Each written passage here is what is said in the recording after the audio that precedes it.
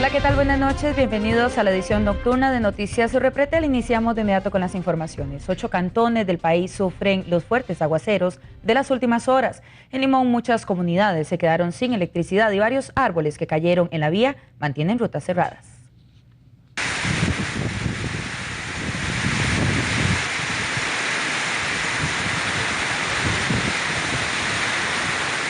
Las fuertes lluvias ocasionaron inundaciones en diferentes comunidades de Limón. El Cantón Central, Matina y Talamanca fueron los más afectados. En barrios como Liverpool, 28 Millas, Home Creek y Paraíso, árboles cayeron en la carretera e impidieron el paso. Otras comunidades se quedaron sin electricidad. De momento, no hay albergues habilitados ni personas afectadas. Por su parte, en la zona norte la situación es similar. El caudal de ríos y quebradas aumentaron considerablemente.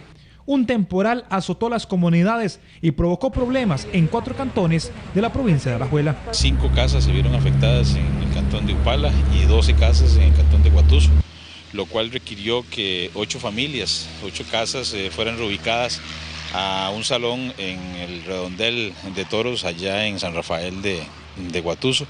El Comité Municipal de Emergencia de cada uno de los cantones se activó. Además, los oceanógrafos advierten sobre la llegada de una marejada de fondo a las playas del Pacífico para este jueves. Pese a que la altura de las mareas tienden a la baja, es mejor estar atentos. Llamamos la atención primero a los bañistas, porque estas oleajes generan corrientes de resaca. Pero digamos que al mismo tiempo tenemos un problema de erosión en Esterillos y ese problema de erosión se ha acrecentado últimamente con las mareas altas.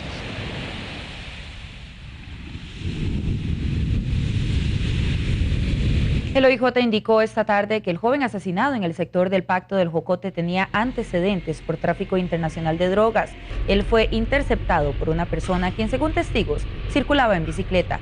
Se recogieron 13 casquillos de arma de fuego corta en el lugar. Trascendió que el sospechoso rondaba el lugar vestido como ciclista casi una hora antes del ataque.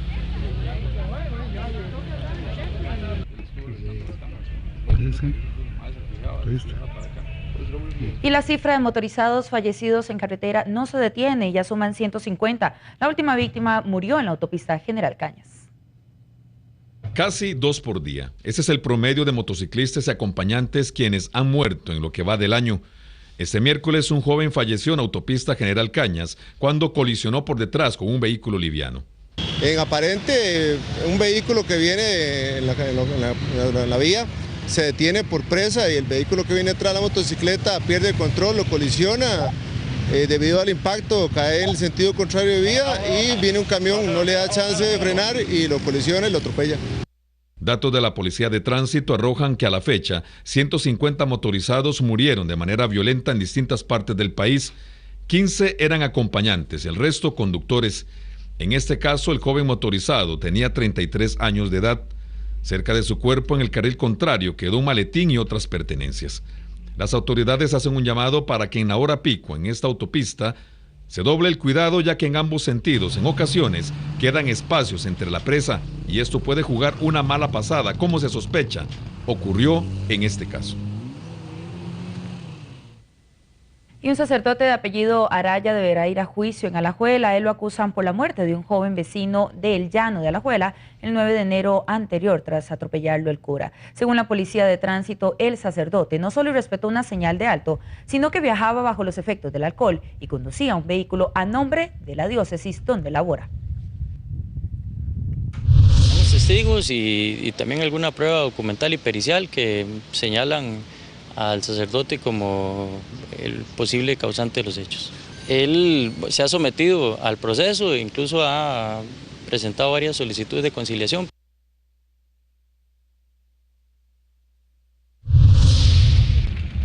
Y adelantar un autobús fue el inicio de una serie de choques que terminaron con un camión de carga dentro de una casa en el Roble de Alajuela.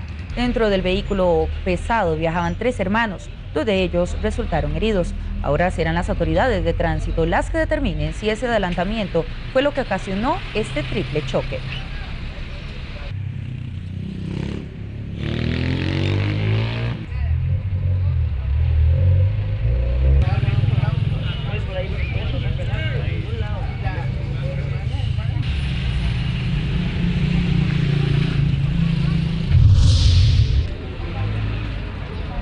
Migración y Extranjería descarta que el migrante haitiano fallecido en Peñas Blancas padeciera una enfermedad contagiosa. Esto acelera el traslado de casi 2.000 extranjeros a un nuevo campamento. Se trata de un caribeño de apellido Fontiche, de 48 años de edad. Él permanecía en el sitio conocido como Parqueo del Du, ubicado a 1 kilómetro de la frontera con Nicaragua. Al parecer, el extranjero padecía una enfermedad crónica y fue atendido en la clínica local de la Cruz de Guanacaste. Según las autoridades, la Cruz Roja lo trasladó en 5 ocasiones. Habrá que esperar el informe de la autopsia para conocer los detalles finales, exactamente qué fue la causa de la muerte. Pero sí él había sido tratado durante varias semanas, en repetidas ocasiones, en la Caja de Seguro Social, con un problema crónico de diarreas. El parte médico en su momento arrojó que el migrante se quejaba de dolores estomacales y problemas digestivos. Al paciente se le hicieron todos los exámenes y descartaron la presencia de alguna enfermedad riesgosa para la salud pública, insistió la Dirección de Migración y Extranjería. La situación que ocurre esta mañana es muy preocupante y aunque las instituciones públicas y propiamente la Dirección de Migración ha estado participando activamente en un abordaje integral hacia estas personas migrantes, también adquirimos alguna responsabilidad en las situaciones que se dan. Casos como estos aceleran el paso para el traslado de casi 2.000 migrantes a un nuevo campamento ubicado en Santa Cecilia de la Cruz en Guanacaste. Acá se tendrá mejores servicios para los extranjeros. Fue donado por los Estados Unidos y asciende a más de 200 millones de colones solo en las carpas.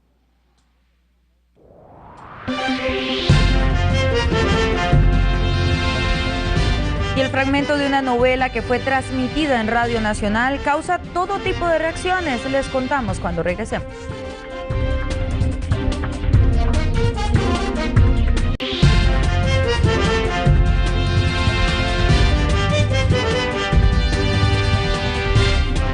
Y como les contábamos antes de la pausa, el fragmento de una novela que fue transmitida en Radio Nacional causa todo tipo de reacciones. Se trata del personaje de un sacerdote teniendo una fantasía sexual con la Virgen María. Esto es defendido por su autor, pero la Iglesia Católica lo considera como una blasfemia.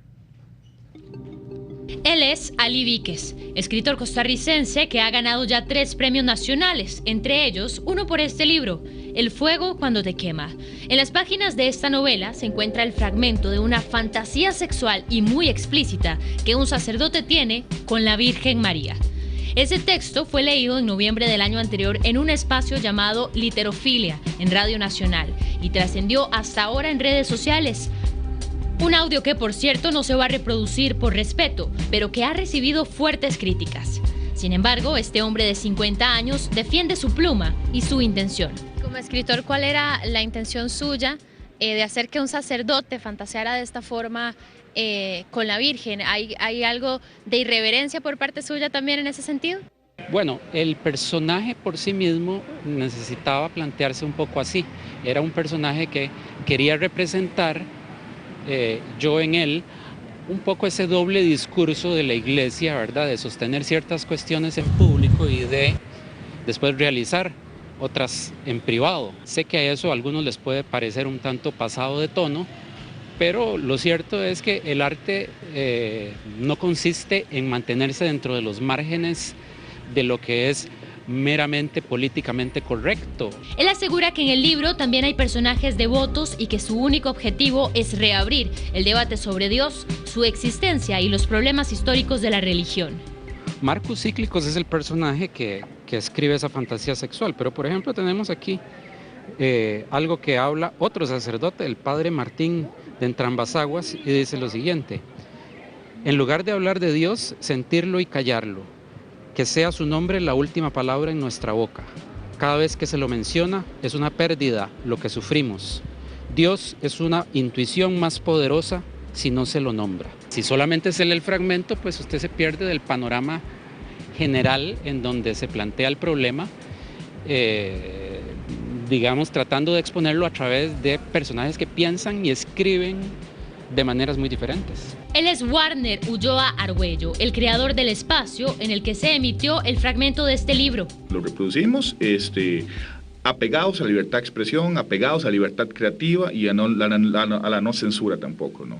Ahora, ¿por qué específicamente este fragmento habiendo tanto dentro de este libro? ¿Por qué algo en relación con la Virgen? En este caso fue Ali Víquez que nos proporcionó este fragmento. Me imagino que su intención era que justamente se leyera este fragmento, ¿no? Las motivaciones de que Ali nos mandara, me imagino que son meramente creativas o no del autor, no corresponden a mí como el entendido saber cuáles son. De momento, en Radio Nacional nos confirmaron que será hasta mañana en Consejo Ejecutivo del SINAR cuando se tome una postura sobre la emisión de este polémico texto. Y continuando con el mismo tema, las reacciones al polémico audio llegaron de inmediato y con mucha molestia entre las autoridades de la Iglesia Católica, teólogos y fieles. Ellos consideran todo como un insulto y una blasfemia también. La molestia tomó a la Iglesia Católica, una de las figuras más importantes dentro de la fe. La Virgen María, Madre de Jesucristo, fue ofendida. Yo lo considero como vulgar y que no se le puede ni aplicar a una mujer digna de su nombre, mucho menos a la mujer más santa y sagrada, que es la Santísima Virgen María, Madre del Hijo de Dios, en quien está centrada nuestra fe. Lo califico como blasfemo y ofensivo a los sentimientos religiosos del pueblo costarricense. Incluso cuestionan cómo una emisora estatal, Radio Nacional, puso al aire esa grabación. Me sorprende que una radioemisora estatal de dimensión cultural y de cultivo de valores se preste a faltarle al respeto a su noble auditorio y ofenda a los sentimientos más nobles y religiosos del pueblo de Costa Rica. Teólogos también analizaron lo dicho en el programa radial y tienen su calificativo. Es desde el punto de vista cristiano, no solamente católico, sino de otros grupos cristianos también, es una blasfemia de altísima irreverencia o de profundísima irreverencia. Esto va en la línea más baja, más rastrera de una pornografía. No muy lejano es el criterio de fieles católicos, quienes ven en la Virgen María a una figura de santidad y respeto. Es algo irrazonable, porque se juega con la fe de muchos cristianos, ¿verdad? Si él no tiene fe en la Virgen María, profesa otra religión, me imagino, o algo, entonces se debería respetar un poco el criterio de todos los que somos católicos. Creo que dentro de un medio nacional no es conveniente tratar de difundir un material que está en contra del principio religioso de Costa Rica, partiendo de que la Iglesia Católica está enlazada con el Estado. No solo para mí, para todo el pueblo, que somos creyentes en Dios y en la Virgen Santísima y Virgen María, jamás, ¿verdad? Es algo imperdonable, porque se juega con lo santo, con lo divino. El audio circula en redes sociales y las molestias de los fieles llevan a pedir una investigación contra la radio, al tratarse de una emisora de todos los costarricenses. Y esto parece increíble porque el excesivo uso de agua para limpiar la ceniza que dejó el volcán Turrialba dejó sin líquido a 85,000 personas este miércoles. El AIA reportó una disminución en sus tanques, por lo que suspendió el servicio por algunas horas a vecinos en San José y Coronado. La enorme cantidad de ceniza que cayó el lunes anterior y que dejó imágenes como estas en los vehículos y casas provocó el uso desproporcionado del agua, situación que generó la disminución en los tanques de acueductos y alcantarillados en el Valle Central. El alto consumo para mitigar los efectos de la ceniza provocó que la AIA anunciara que este jueves 85,000 usuarios se verán afectados con cortes en el servicio de agua. Los lugares afectados serán La Sabana, Atillos, San Sebastián, Zapote y Los Yoses y San Francisco de los Ríos, además de todas las comunidades del cantón de Coronado. Las interrupciones se harán entre las 4 de la tarde y las 9 de la noche. En la entidad informaron que la medida se mantendrá hasta que se recuperen los niveles de los tanques afectados. El lunes anterior el volcán Turrialba presentó su mayor actividad con fuertes erupciones de material volcánico, en especial de ceniza.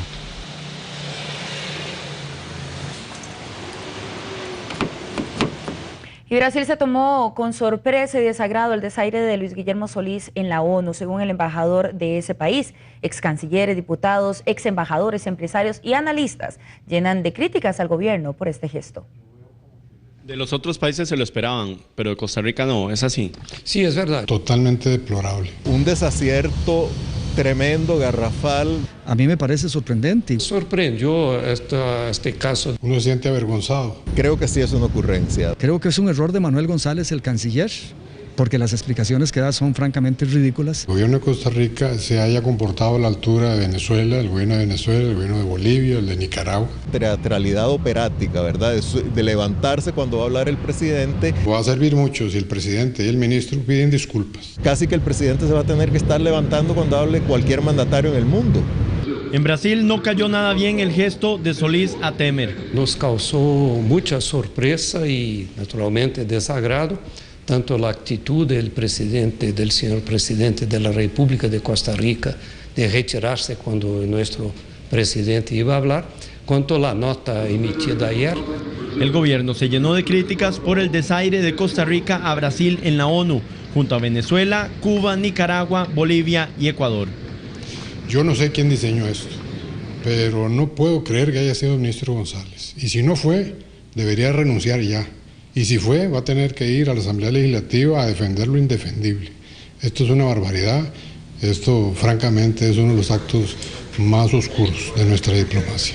Un gesto innecesario, imprudente, que no hace ningún bien, que perjudica más bien a la posición de Costa Rica como un país serio en política exterior y que además no estaba sustentado en ninguna posición previa del gobierno sobre los hechos que han ocurrido en Brasil. Abrazarnos a un gobierno como el de Nicaragua para montar una protesta pro democracia es una contradicción en términos.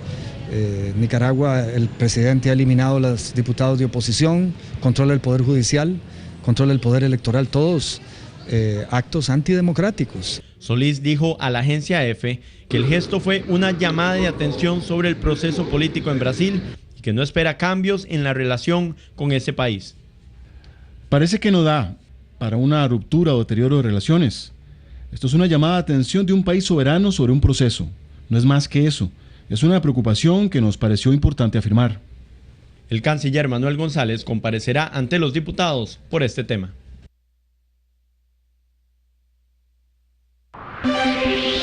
Buenas noches. Y muchísimas gracias a ustedes también por su compañía. Recuerden la cita mañana a las 6 de la mañana. Que pasen linda noche.